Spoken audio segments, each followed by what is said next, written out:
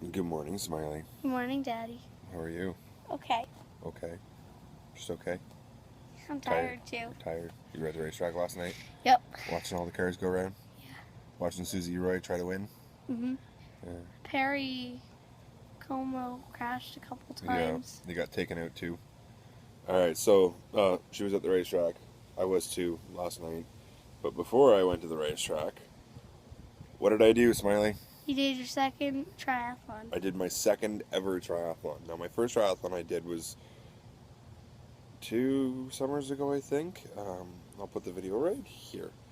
It was quite long, actually. I did a sprint triathlon a couple years ago, and this year I signed up for a half iron distance triathlon in Ottawa, the Canadian 113. And well, I embraced the suck pathetically yesterday, and I earned my pathetic triathlete nickname for the Facebook page that we have. And yeah, it sucked. I can tell you that. We were my good friend JD took me, and we took off and hung out. And I'm glad I had him with me yesterday because that run just, oh, I'll get to that.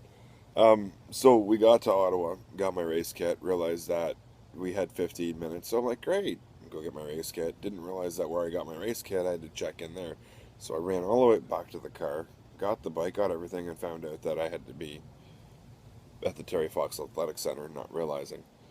Little chaos ensued, and I tried to get in, and then it was one thing after another, and 15 minutes later, I was at the beach. Well, that 15 minutes later was 15 minutes into the swim time.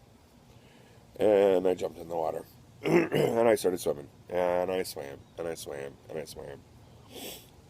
I did 1.9 kilometers. I was 16 minutes late getting into the water, and when I got out of the water, they said it was an hour 11 minutes. So, what was that? 60, like 58 minutes or something, 57, 58 minutes. But I wasn't out last. There was somebody else in the water, and I felt so bad, and I feel so pathetic for this because it was one of the awesome one-for-one triathletes that were doing the race. They're a blind or visually impaired triathlete, and I felt bad because I didn't want to be them to be the last ones out either. So, but I got out, and I met with a gentleman named George, 75-year-old triathlete who took a nasty fall 2 weeks ago, broke himself up pretty bad, pulled a bunch of muscles or something like that in his side, ribs. Yeah, he was pretty hurting. And we got onto the bike, and him and I paced each other for the majority of the 9 loops. And then the last loop, I think he left me behind because I was starting to really suck. But I did the bike in 3:35, and then I pulled in, and there was George, and George was like, "Let's go, Chris," and he started out running, and oh, he started running, and I didn't catch him.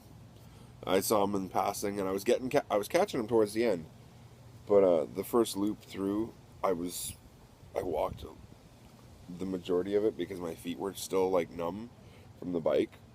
So I broke every rule in the triathlon yesterday. Wow. And this is where I'm getting to because I got new shoes that I didn't use, haven't broken in. I broke them in on the bike. Aero bars that, I got, I broke them in on the bike. Broke the bike in on the bike because I haven't ridden it since I readjusted everything. And then, yeah, so this gets to the run. Snap laces are wonderful, by the way. A little plug for my sponsor. Was on the run, and my feet kept going numb because of the way, just everything, the blood circulation and everything else. So, adjusted my snap laces, and I kept going. And I made it to the turnaround because it was 5K loops. Oh, bless you. Trying not to sneeze. Bless you. All right. You're making your video. I don't Yeah. want to sneeze. So I made it to the 5K, the turnaround for the 5K loop, which is 2.5K out. And the woman goes, "Banana? Yeah. Gel? Sure. Gatorade? No. Water. Okay." Bless you. Thank you.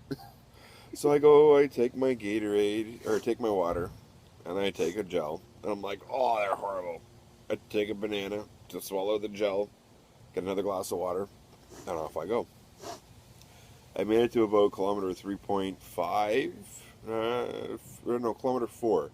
And all of a sudden, it's like, uh-oh, mistake.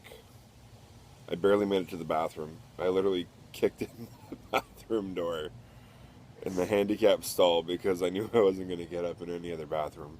And that was the only one that was clean at Mooney's Bay. And so I'm sitting in the bathroom for like 18 minutes, I think is what it was.